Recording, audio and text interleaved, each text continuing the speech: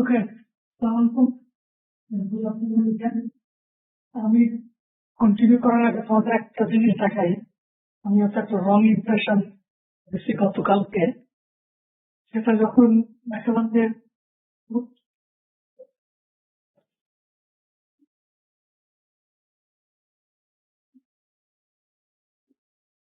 Titanium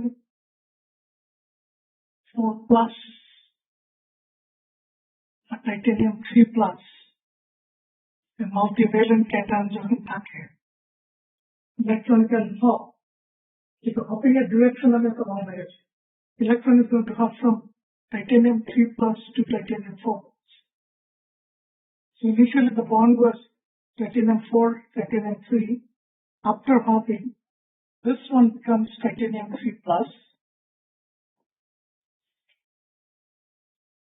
and this one becomes titanium 4+.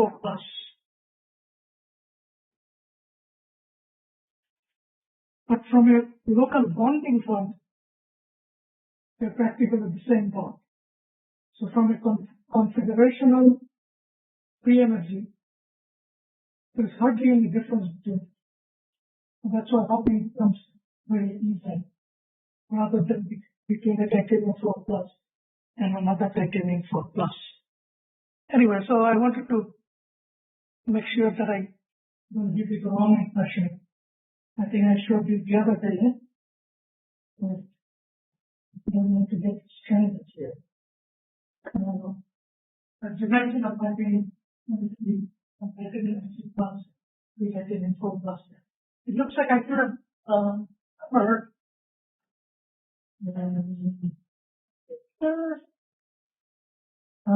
this 2 slides also yesterday. Remember, I'm starting with metals. You know why? Because all defects in metals are going to be much easier to handle than in ceramics. So you may say, oh, we don't care about what happens in metals. Well, we feel that some of the basics are very similar. I'm going to just very complicated them. So one of the things I didn't discuss yesterday is that the point defects you create, they connectedly interact together and then associate. Something like that can create lots of side vacancies. So we create so many number of vacancies, sometimes they will interact and they will form an associated defect or vacancy there. What is the implication? Let's say if I give it 2 samples, in one sample here, sort of isolated vacancies, no association. Another sample where the vacancies interact and form that vacancy.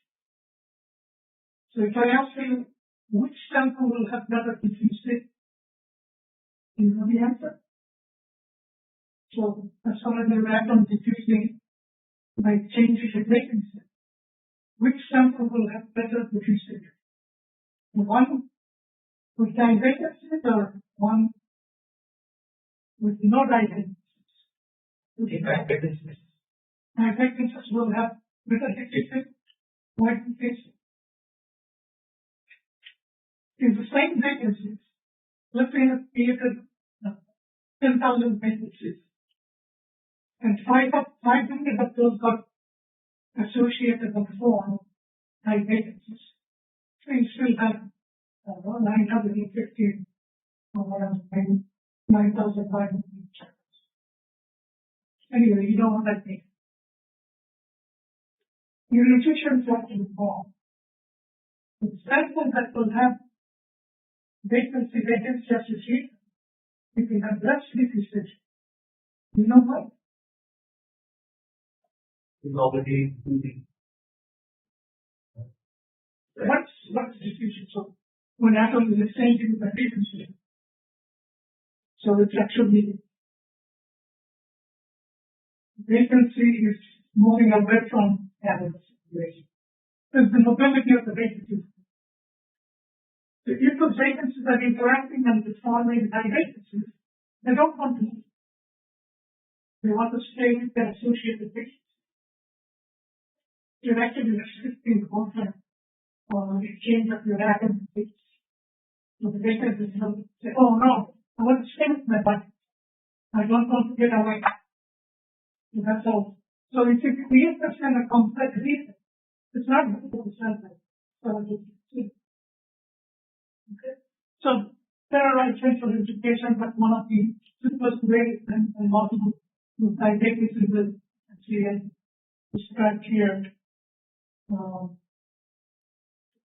So you can just think about forming two vacancies, like each from the left and then calculate each something. So 2 times that is how each, and then there will have to be some interaction involved to create the vacancy. So this is a very simple one. So I have to spend energy for creating 2 vacancies, and some of the energies will be spent for the association. Then you can go through the math that I went through yesterday. So the sex being vacancy. So you look at the fractional concentration of that, entropic time, the enthalpy time. Only difference you will see that instead of V, you will have dV of that. And then, the enthalpy time will have energy that you need to spend to get each one. And then the interaction enthalpy association. Same with the entropic term. And I'm not going to go through the math because we know that if you plug in those numbers back in here, or this relationship, you eventually get an expression that will look like, look at this. This is the term that we dealt yesterday for single vacancy. That's really, this will give you fractional concentration of single vacancy. So that term gets a square. And then you have this additional interaction term, entropic term and the enthalpy term for creating the associated vacancy. So it's interesting, this fractional concentration of your vacancy is going to be proportional to the square of the fractional concentration of single vacancy. And if you recall this number, I think we calculate for, was it for silver or silver probably at 700 kelvin. This quantity came out to be 10 to the negative 9. So what happens when you square that term? It gets even smaller. So you can see that for most materials, even in creation vacancies, their concentration is going to be so low, so it will 2x doesn't matter. For most materials, it doesn't matter. But there are some material where XV itself highly disordered, or material where you create many defects, so very high concentration of XV. Then the vacancy of the complex defects will be that. Some of the examples I talked about here, something like super ionic conductors. It's a very good ionic conductor, thanks to high degree of disorder or high degree of defects in those materials. And, in thin film processing, in BS some of this, samples with large amounts. So in those cases, you will have this complex defects, or many other materials will not. Another thing we need to worry about that sometimes your vacancy can associate an impurity in the cell. It actually wants to can with impurity and doesn't want to participate in the sample. So in that case, we can sort of model that. This is out of Hop's book. If you can look up that the total number of vacancies is given by intrinsic vacancies which are not bound, and the number of vacancies that are bound with impurity, applying for it. If you go material with some impurity element, and if your vacancy is going to associate with that impurity because of the type of interaction, those will be bound vacancies. You add this up, that's your total number of vacancies. And you can calculate the impurity concentration, you can calculate this fraction. This is the upper bound with the total. It would come out, when you divide by this quantity, you can the first term with 1. And there will be an additional term, so this divided by the total number of vacancies. This divided by that. That can be modeled by this relationship, where you can say this is the impurity concentration, number of impurities with respect to the number of total number of sites.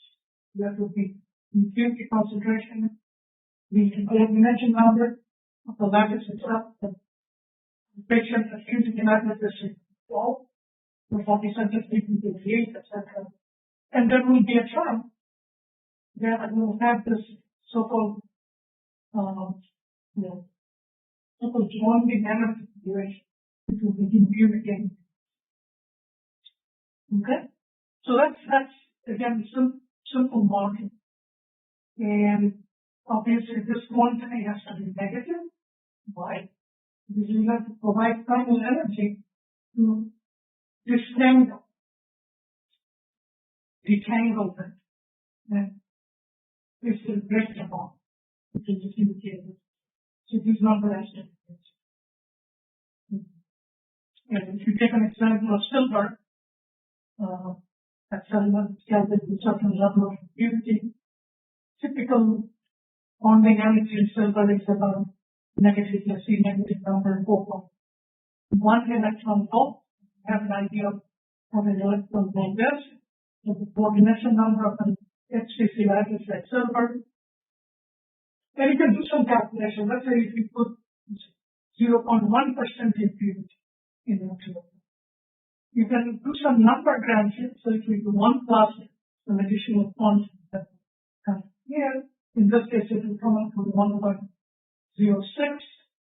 If you turn it around, this will become, so that's inverse of that.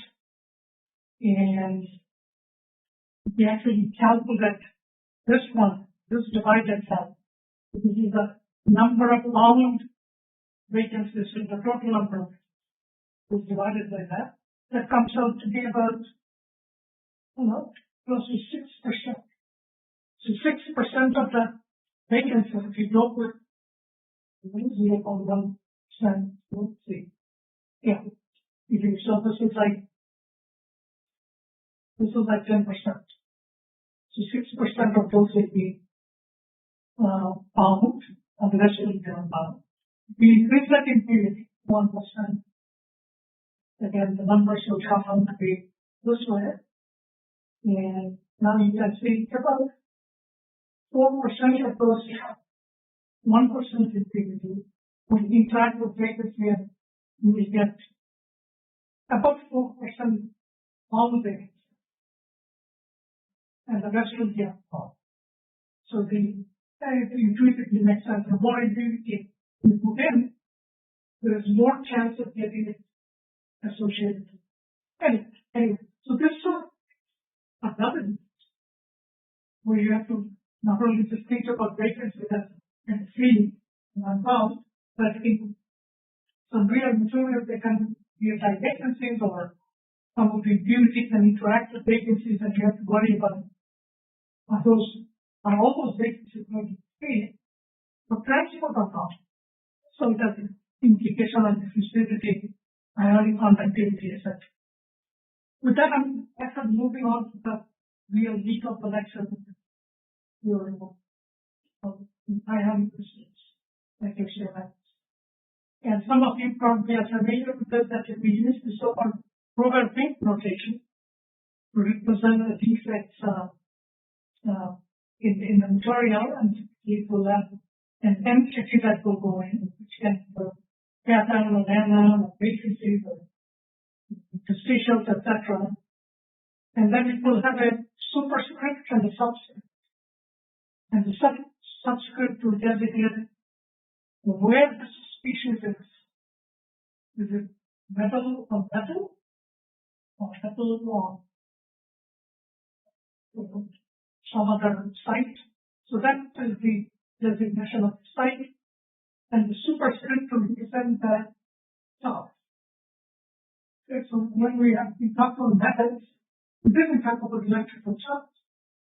Why do we suddenly talk about electrical charge and ionic machines? Because unlike metal, it's an ionic machine, because the charge is species. So in a sense, the metal has the advantage that you don't have to worry about charge neutrality when you create it. But when you create defects in ionic crystals, like I said, you have to worry about what is going on. So this is the notation that we're going to use, and hopefully we get used to this notation. And sometimes if you see this is 0 or nothing, that means no charge. A dot will represent positive and dash is supposed to be there to represent it. So that's about the notation. Here's an example. Take something like a compound of metal oxide, for example, some metal, some anion, but they are tighter. So the example could be magnesium oxide, cobalt oxide, divalent, and associated. So if you talk about vacancy on metals of that, what is going to be the notation? The species of vacancy. So E for vacancy. And that M is telling you where the vacancy is. You have created that vacancy on the metal supplements. And the charge associated with that will be negative now, because you have taken 2 positive charges out of that side.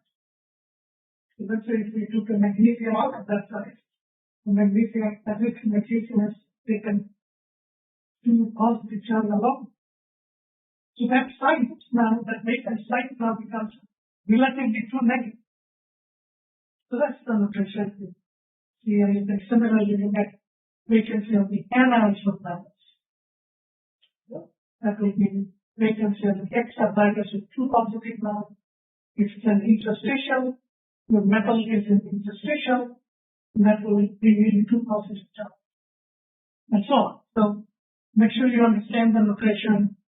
So if you put an interstitial anion in the interstitial site, that site will be included. So that's a relative charge. Relative to flux, but that is used to. And you can go through, all of this. You can see some of this complex defects that we talked about. And eventually, the electron will be represented by E prime, and the electron hole will be represented by H dot. Okay. So that's the notation. So let's talk about specific defects in ion state.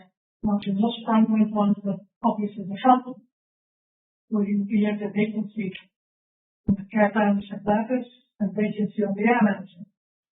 You can see that my cartoon is showing anions of the bigger one and cations of the smaller. The cations are tighter electron cloud abundance, and they're actually ionic. And ionic radius is going to be smaller than the M. Okay, so vacancy, air. So if I go to do thermodynamics, one defect of calculation, you'll see that it will allow me to calculate the concentration of vacancies at a given temperature. And these are the conditions. Then I have to be able to do the thermodynamics. I need to be able to write an equilibrium reaction associated with that problem. And you can see that the reaction is rigorous. Starting from 0 defects, I originally had no defect in the system. I took it to high temperature. I knocked out an atom from the atoms of that, so I knocked out an anion of the atom. So I went from 0 defect to the vacancy on the magnesium side, so if this is a magnesium oxide, and the vacancy on the oxygen side. So these are plots, positive charge. Okay. Or you can write it going from 0 to 10. That's a chemical reaction. Okay. And you will see that that will allow us to use thermodynamics. We'll talk about that. The other common type is the so-called cycle defect. And cycle defect is non-material that you get the higher percent. Instead of not creating vacancy, it will actually move your cation, for example, into an interstitial cell. In that case, you are creating your interstitial now becomes a new defect. And vacancy that is left behind also becomes a defect. So by this action, you are creating the so-called vacancy interstitial enormous cycle. Okay, and again, to do the thermodynamics, we're going to write a reaction. And the reaction is simply described with it. You're saying that I had a magnesium on a magnesium site, and I pushed that magnesium onto an interstitial site that is two positive matter, leaving behind the vacancy on the original magnesium. So you're just describing exactly what you did to yourself. If you go to physics, writing this type of reaction, not to imagine. Obviously, you used to get used to it, but it's nothing you want to do that way. It's nicer. And just describe what you did. There's something called anti-cycle defect. An anti-cycle defect will be simply, instead of putting a cation, if you push an anion into the interstitial cell. So if you want to, write the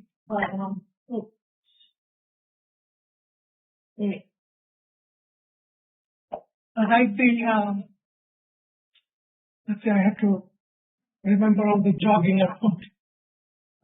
Write the anti-cycle defect reaction. So in that case here, I'm going to describe that I'm going to take an oxygen on an oxygen site, which is electrically neutral, and I'm going to push that oxygen into an interstitial site, it's 2 negative, leaving behind the vacancy on the original oxygen site. So that's your, equilibrium reaction for creating anti-cycle defect.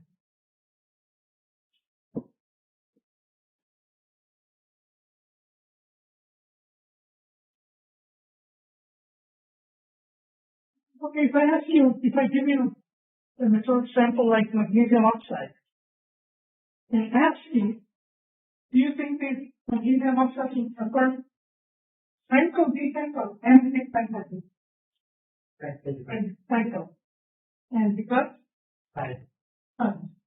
it will be hard to push and pick the larger anion in oxide than it has. So in general, for oxides, although we compare sharply is impossible, and then cycle and anti-cycle from this possible. But there are alkali halides where you can create cycle defect in comparison sharp. So there are materials where there are exceptions, like in oxides, that's most people are roughly cycle. Okay, so now that we know how to write this equilibrium reactions, how do we get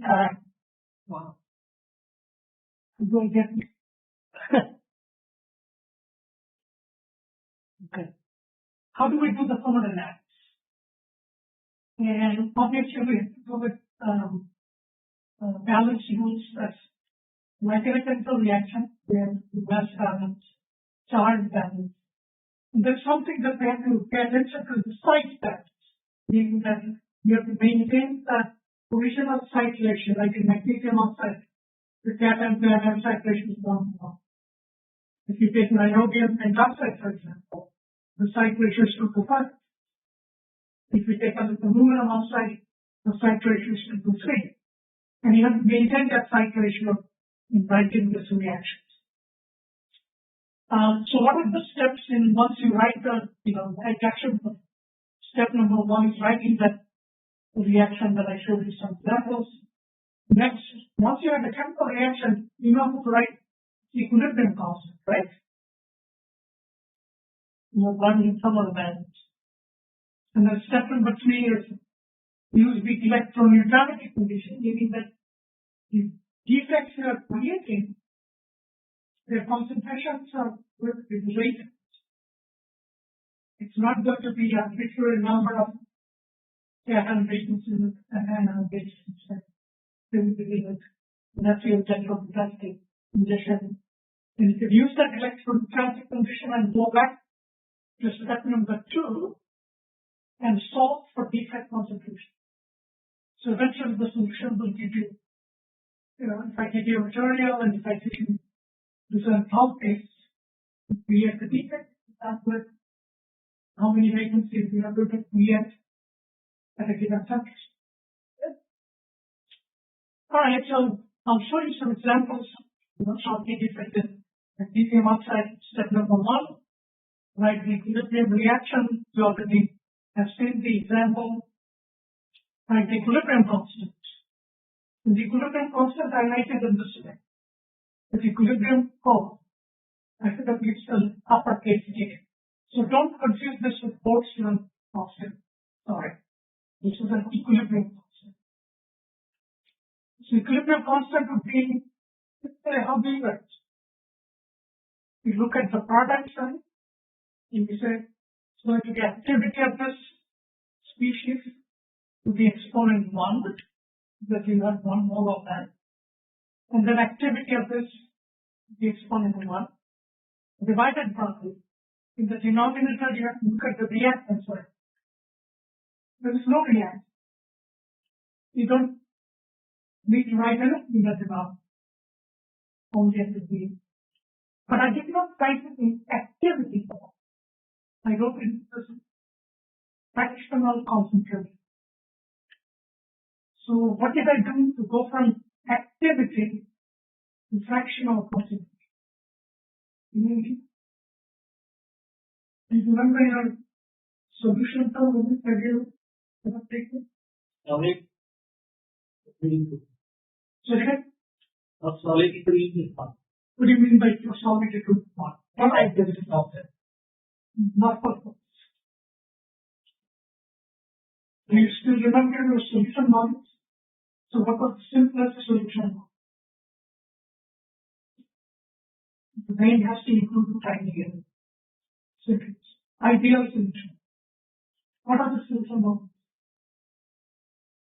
Have you heard about regular solution model? Alright, so ideal solution model means that your species are not going to interact with each other. Completely non-interactive system. And I talked about copper nickel alloy using. If you bring in nickel next to copper doesn't even get up there. The nickel is coming, slipping in. Completely non. So nickel will just randomly go and empty atoms. That's ideal solution.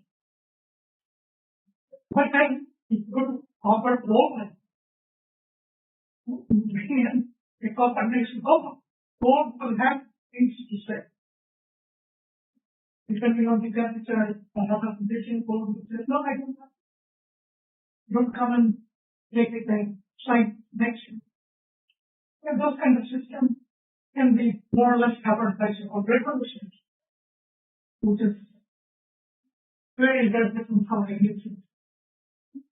But one of the beauty of ideal solution now is that completely non-interactive.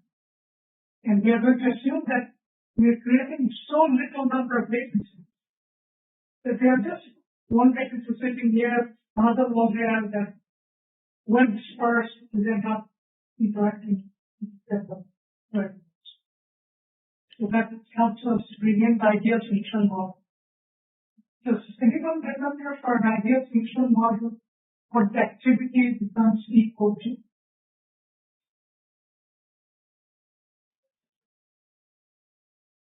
more fraction in most cases.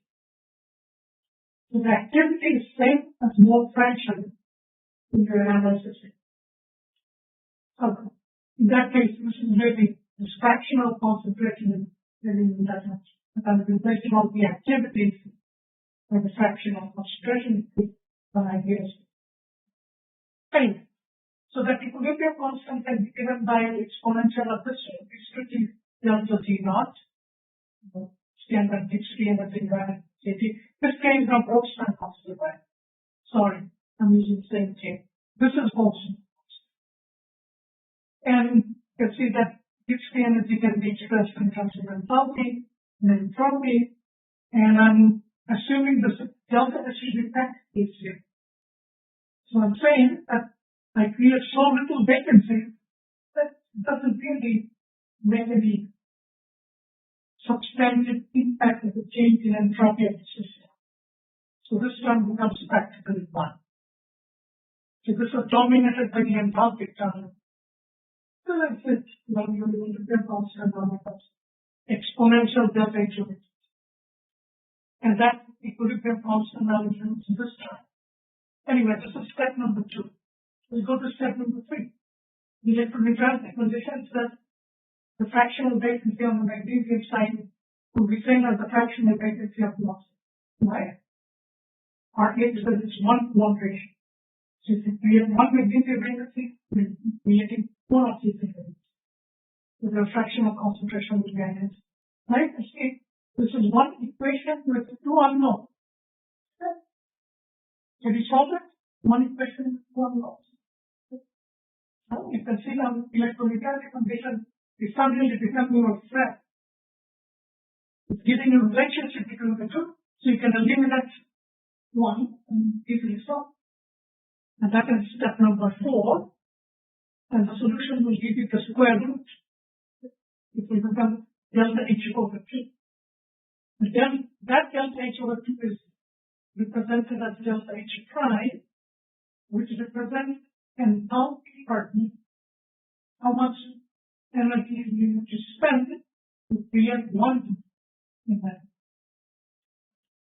Remember, for mode of reaction, we are creating heat. One cation vacancy and one vacancy. So this delta H prime represents how much energy you need to spend per heat. And so now you can see that you can measure this one. And then if you plot logarithm of that quantity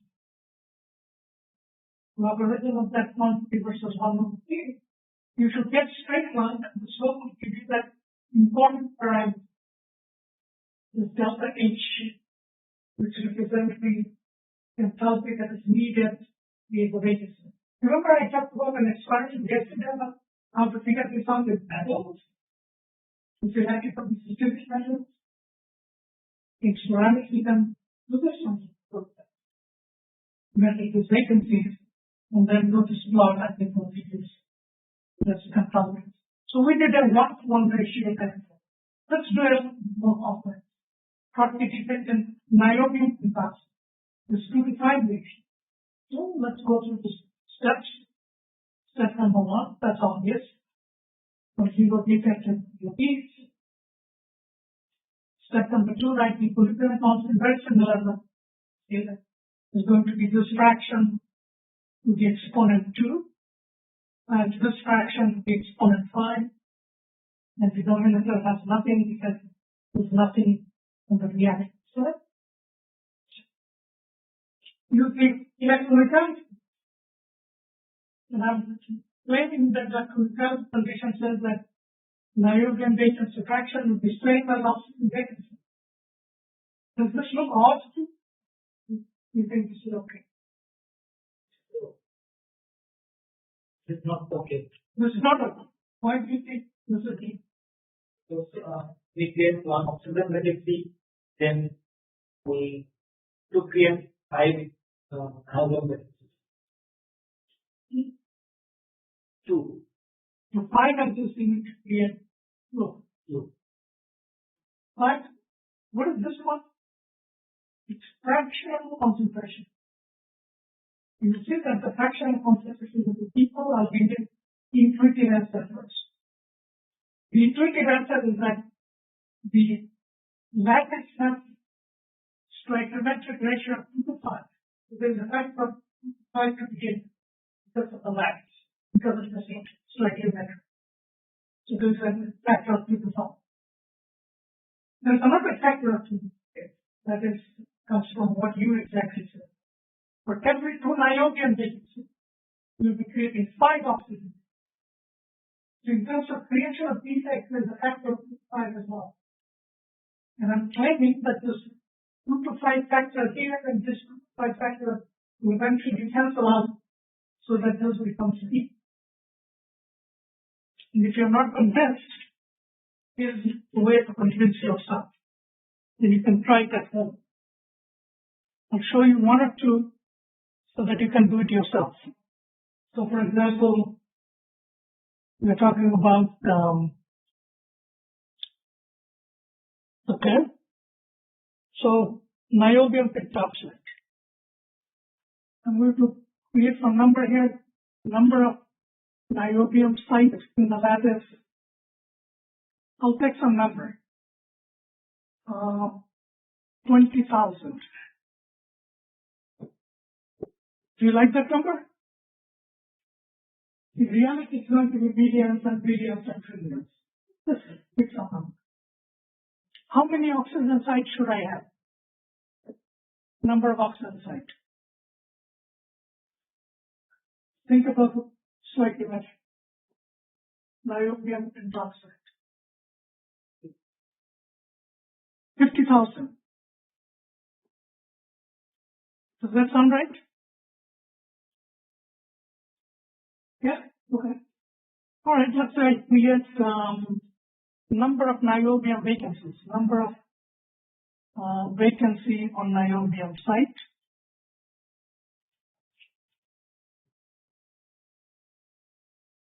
Let's say 200. So I take 200 niobium out of the left side and create 200 niobium vacancies. How many oxygen vacancies could I be creating? 5. Yeah, that is correct. 500. Well, with those numbers, we should be able to calculate the fractions now. So fraction of vacancy on niobium site.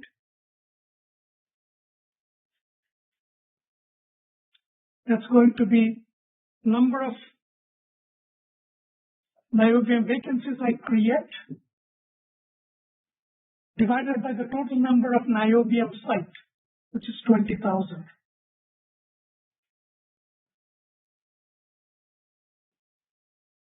Similarly, you can calculate oxygen vacancy fraction.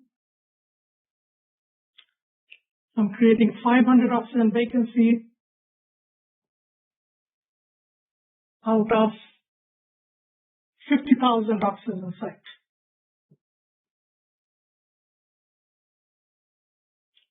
Now, if you take the ratio of the two, you will see that the ratio will give you that these fractions will have to be equal.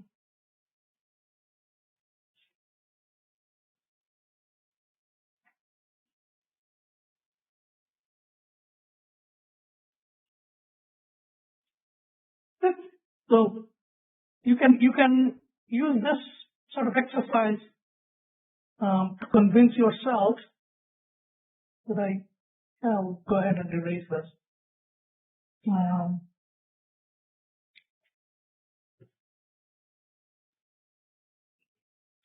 Okay, so that's how you do it.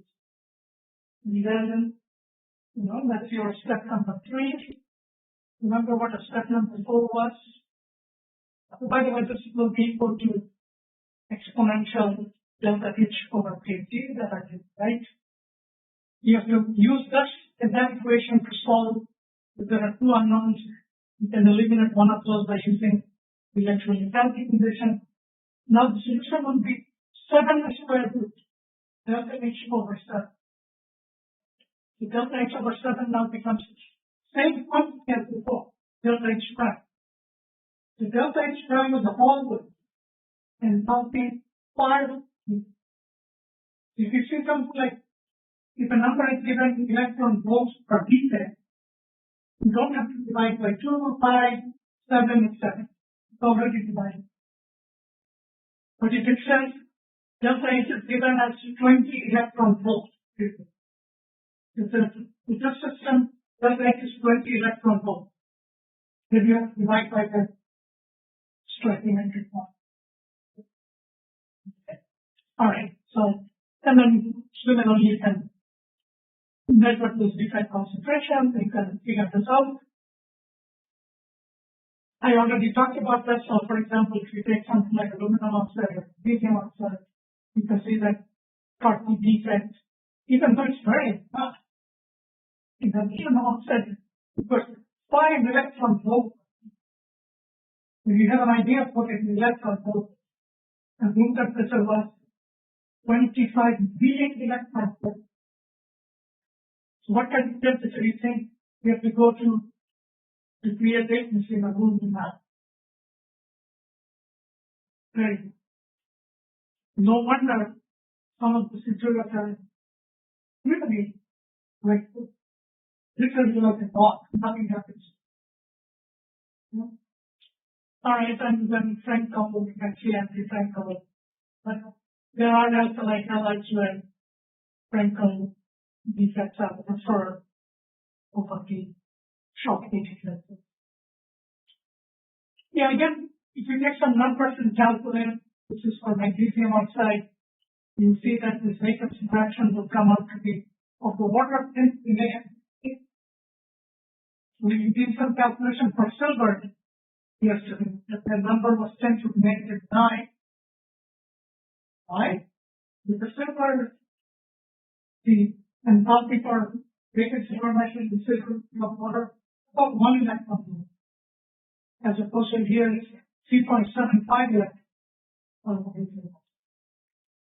So it's really a small quantity. You can convert, like we said yesterday, convert this fraction into actual concentration.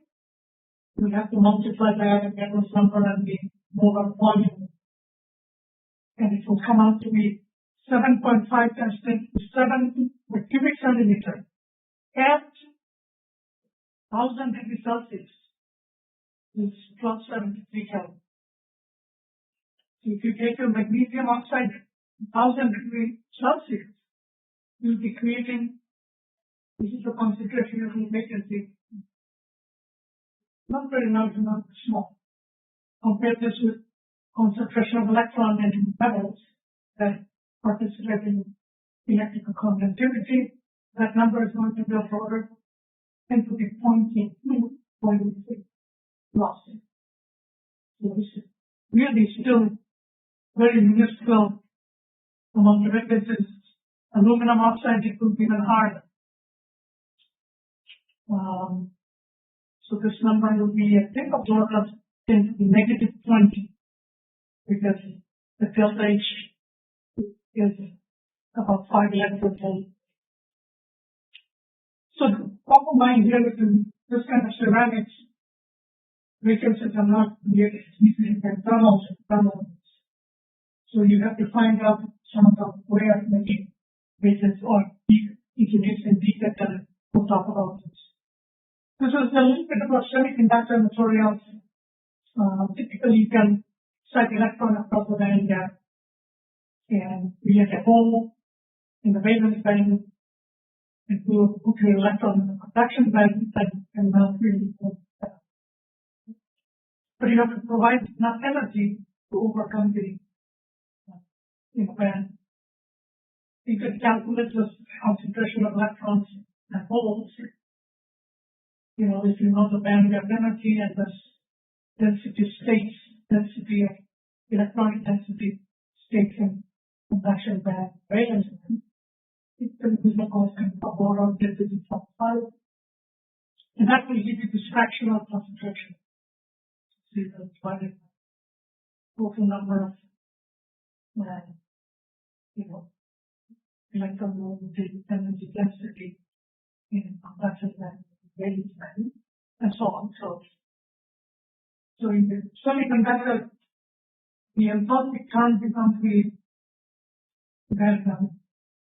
Because that's the amount of energy you're providing. It's like electron. And what I do is to provide that energy to the conductor. Obviously, thermal means is always in one heat output. But what other ways can you provide that energy? Electrical. Electrical way, think of options. Optic. You can send a photon energy and bounce electron across the band. That's all. Alright, so here are some examples of the one that I just talked about, this intrinsic excitation across the band gap. Going through step number 1, see that step number 1? So originally you're sending back a no defect. And you went from no defect to pair of electron and both by exciting electron. Step number 1. Step number 2. Equilibrium constant. Step number 3, electron entanglement. And then you are going to use this in here. And so by the way, this will be equal to exponential band gap energy divided by J. So you can use this in here to solve for the defect concentration, and you can see square root of band. As we did before, we talked about Schottky defect and niobium dioxide. We did talk about scientific work we did, but not the entire thing. So again, we have seen this, step number 1. Step number 2. Step number 3, electron transit condition. And use this in here to solve for your defect concentration, and then will come form. This is interesting. If you deal with an extrinsic method where you physically increase it, you can see in some of this material to create defects by thermal energy, you have to heat it up quite enough. In fact, in some material, depending on the delta value, they have to go very close to nothing to create a substantial amount. So that doesn't become a preferred route. So what you can do is, instead of providing with some enough energy, you can dope them. And so this is magnesium oxide doped with aluminum. And the way to write the, equilibrium constant is that you put your reactant, your dopant becomes a reactant. If you're putting aluminum oxide into magnesium oxide. And the purpose of doing it is you're going to substitute aluminum on the magnesium side. You see, suddenly it becomes one positive. Like that? Because aluminum is tri-valent. So you're taking a divalent out, bringing in a tri-valent cation. So it becomes relatively one positive. But your crystal will not find. So you have to create some other defect to compensate for that. And for to do of this substitution, we'll be creating one magnesium defect. So as we put in aluminum into two magnesium sides, the crystal will automatically expel one magnesium from the lattice. And it will automatically create this magnesium defect. So in a way, and control the concentration of your dope, how much aluminum you want. So more aluminum you substitute on magnesium side, the frequency will keep on going up. Is it unlimited? You think you can substitute unlimited amount of aluminum and create unlimited amount of magnesium, right? So what is it restricted by? How much substitution or how much doping it? So then going back to fundamentals. If you run out of solid solubility, maybe you mix into solids, you can only dissolve so much into each other. And that solid solution range for systems that we have so-called isomorphic phase value. One of the most really phase value. So if you can have something like copper nickel, it's isomorphic phase value. There, the substitution is you can go all the way from pure copper and then keep on add on with nickel and all with it. And it will form it will allow. But if you take something like magnesium oxide and aluminum oxide, you see that it will have a phase diagram that will be like isomorphic phase diagram. It looks like an enchanting or some of the weird phase diagram. Because enchanting another phase diagram tells you that there will be huge visibility. And outside the visibility gap is what sets the solid solubility. So it's not unlimited doping, but within certain concentration ranges. So this is step number one. Here's step number two. If you look at the product side, this quantity to the exponent 2, that fraction to the exponent 1. I did not write for oxygen fraction on oxygen because you're doing everything on the cation surface. Your oxygen is completely on the stuff. You're not doing anything on the oxygen. So the fraction of oxygen on oxygen side will be 1. You're completely filled. So that's why you don't have this term. And then on the reactant side, you have aluminum oxide that is dissolved in magnesium oxide. And so you have to get the activity of aluminum oxide in magnesium. So if this data is given to you, then you can do the calculation. And this is step number 3, electronic. Does this one look weird? It says this fraction is twice that fraction. And the students who spend this data, they will immediately say, Professor, you have 2 on the wrong side. The first reason. You can see that if I put 2 on this side, that looks kind of okay. Here's 1 positive, I multiply by 2. That's not equals no. The 2 is on the correct side. So where does this factor of 2 come from? There's an intuitive answer. The intuitive answer is that the values is still 1-to-1 ratio. Yeah, that's it. So 1-to. There is no factor of that. So the factor is right here. For every 2 substitution, we'll be creating 1 magnesium. So there is a factor there that you have to substitute 2 aluminum on the magnesium side. We have 1 of that's why the factor of this time. You have to do your math here for this one. I'll just do this one that you feel comfortable on, convincing yourself that that is the correct electroneutrality condition. Okay, so we are doing this in magnesium oxide.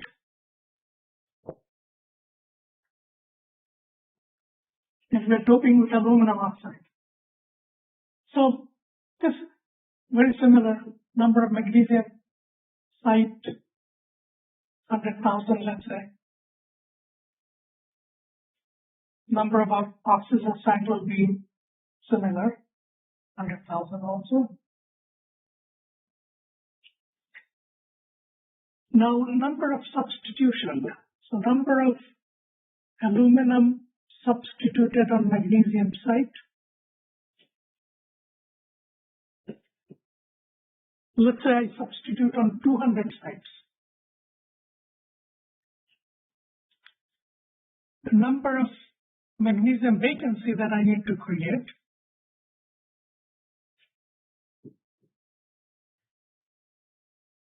So if I substitute on 200 sites, how many magnesium vacancies would I need to create? For every 2 substitution, you create 1. So it has to be 100. Okay. With those, we should be able to calculate our fractions now. So I'm interested in fraction of aluminum substituted on magnesium site. X fraction is going to be this number divided by the total number of magnesium sites. It's 100,000. And similarly, the other fraction of magnesium vacancy,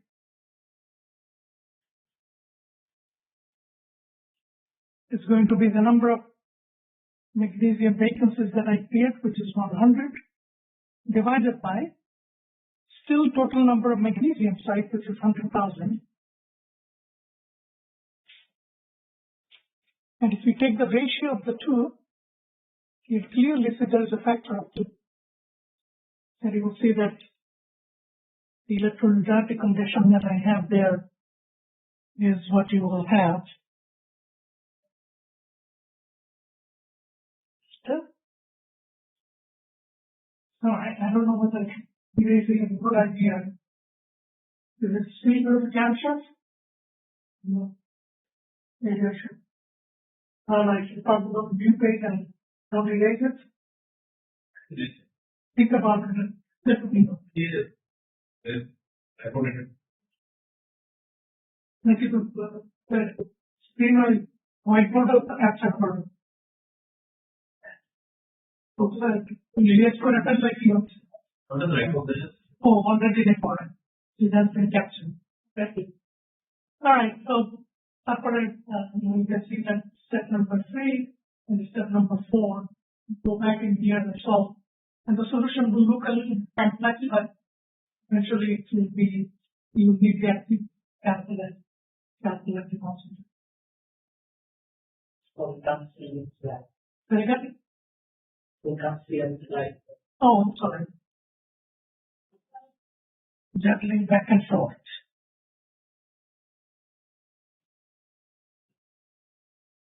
Yeah. Alright, so, here are some more examples on the next page. These are important material. I picked those examples. There's something called heat crystal zirconia, where you take something like zirconium oxide, dope it with yttrium oxide, and it becomes an oxidized conductor that is used in fuel cells, in oxygen sensors, oxygen pump. Very important. In fact, one of the real success story of a ceramic used in functional devices. Stable zirconia happens to work. So you can see step number 1, this is my DI set opened. I'm substituting yttrium on a zirconium side. And for 2 of the substitution, we'll be creating an oxygen vacancy. And thanks to this oxygen vacancy, this material becomes a good oxygen ion. Unfortunately, it becomes a good oxygen ion conductor only at high temperature. Okay? Because the activation barrier is still very high for it. In low diffusion, even if you create vacancy, that does not mean that you necessarily have diffusion in your cell. And you have to spend some energy to create vacancy. No vacancy for no diffusion. But once you have vacancy, you have to spend a little bit more energy also for the exchange of atoms with the vacancy. So for migration rates, you have to create the transformation energy as well as migration energy. It's like create an empty chair. So for a student to move to the empty chair, the student will have to stand up and walk over to the student standing for that. It's not three axes. So that's why there's a migration. But that migration energy in this material happens to be very large. So it becomes a superionic conductor only at axis. Anyway. So this is step number 2. You can say I included the oxygen there. But I'm going to assume that amount of oxygen vacancy here is so minuscule that this fraction will still be very close to 1. This is to make the math simple. So it just becomes a equilibrium constant. This is the electron repellent condition. Now look at this. There's a factor of 4. And again, student will say, Professor is almost putting this factor on the wrong side. Okay, so where's the factor of 4 comes? Any idea? Thinking intuitively, can you answer that? Your material is zirconium oxide. So there's a factor of 2 there. ZrO2. Okay? So there's a factor of 2 coming from this right point. What is the other factor of 2 coming? 2 each. Right. In the defect creation. So 2 substitution in create one of them. There's a factor of 2 from this right electric and factor from the creation of vacancies that gives you factor of 4. And then if you go back here into this, solve, the solution will look crazy. But again, you will need the activity of lithium oxide in zirconium oxide. Something between where there are some systems that say that some systems don't have it. And that is you make an assumption. Get your experimental data and get the activity inside. If you do calcium stabilizer, so if you instead of looking at lithium oxide, if you go with calcium oxide, step number 1, step number 2, step number 3. Now there is a factor of 2. Electron check function here you have factor of 4. Here is factor of 2. And the answer is obvious that factor of 2 is only coming from the stoichiometric. Because in the creation of defect, it's 1 for 1. There is no factor. For each substitution of calcium, you have to knock out 1 oxygen out of it. So that's why there's a factor.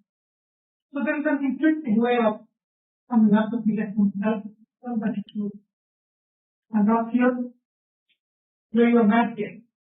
And it will give you the correct answer all the time. That will never. Okay. All right. Where do we go from here? I think I'll continue a little bit more, maybe a couple of more slides. Is that if you deal with extensive material, something like,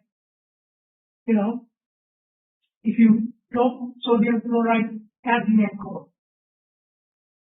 So I don't think I have the perfect reaction in there, but if you write that, so I'm putting cadmium chloride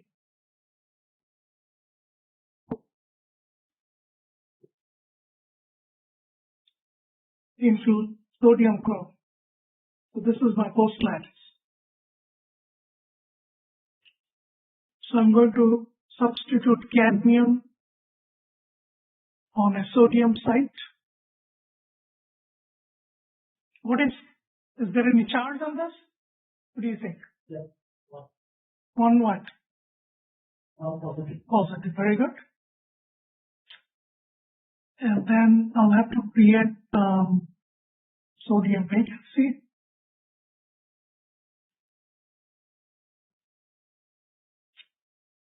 Oops. Could be 1 here. How do I erase this only? Okay. All right, and then for mass balance, you have to write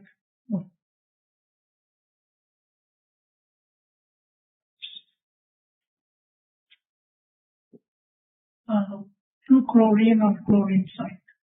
That doesn't carry it. So that's your defect equilibrium reaction, and then you see that you'll be creating this sodium vacancies by doping. That's your extrinsic, defect creation. But then if you take out the material and go back, you'll be creating 40 defect type sodium vacancies as well. So your total sodium vacancy will be given by go back.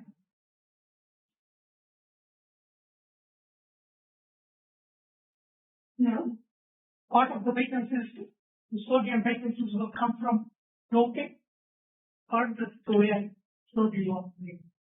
solid or board, and part will come from this property defect. Your sodium vacancy will be same as the chlorine vacancy at high temperature.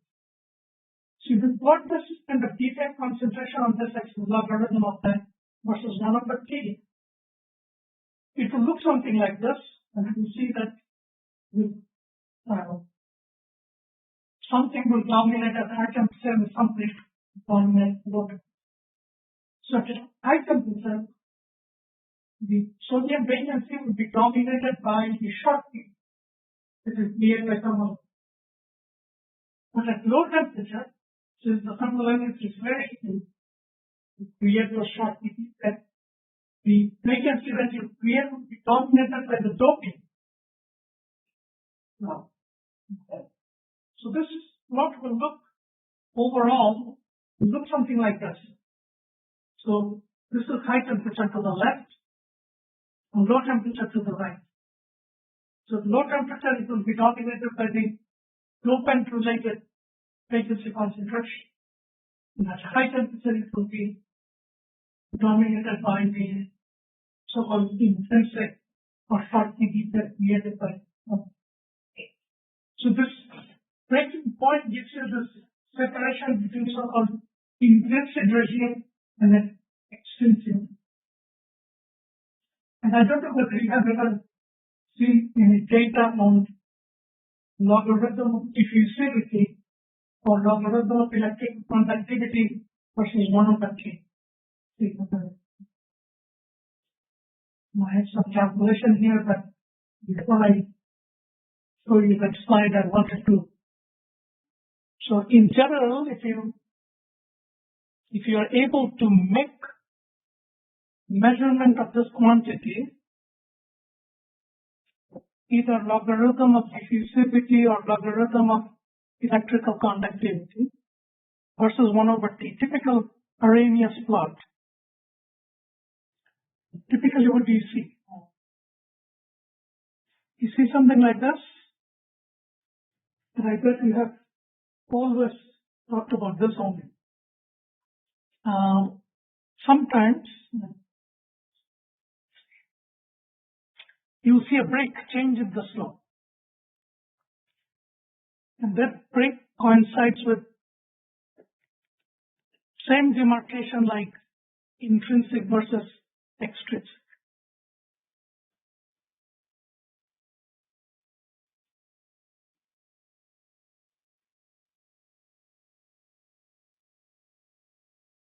And you see a slope change. So intrinsic slope is bigger than the extrinsic slope. Does anyone know why? So it's something like, if you have diffusivity, you say there is a temperature independent part, and then there is temperature dependent. And the slope will give you that Q. Or same with conductivity, same thing. Conductivity goes something like similar. Look.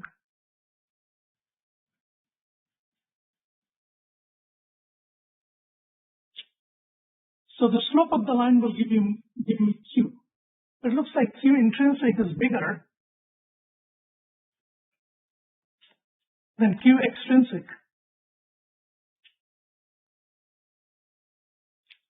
And you will see the calculation I'm showing there is that Q intrinsic includes both the formation enthalpy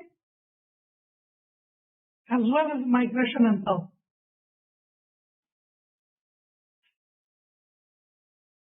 And Q extrinsic will include only migration and bulk.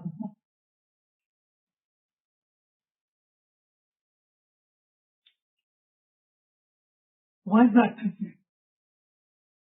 So, if you have an extrinsic theory with some dopant in there, so I'll give you two samples.